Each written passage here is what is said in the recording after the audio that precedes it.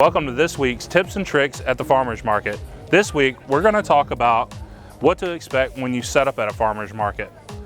You can expect to have a commitment for a week in most markets. Most of them don't make you do a month at a time or a year at a time.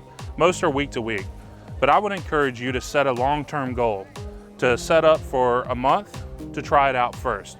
A week is not enough time to build clientele, to get your name out there. So I would suggest that you commit to 3 to 4 weeks to begin with so that you can build your clientele.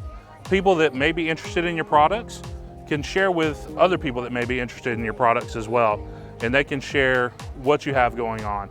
So this week, I encourage you, if you're gonna sign up for a farmer's market, to commit to a long term, to build your clientele, to build a customer base as you go. So that's this week's Tips and Tricks. Tune in every week for more tips and tricks on how to be successful at a farmer's market.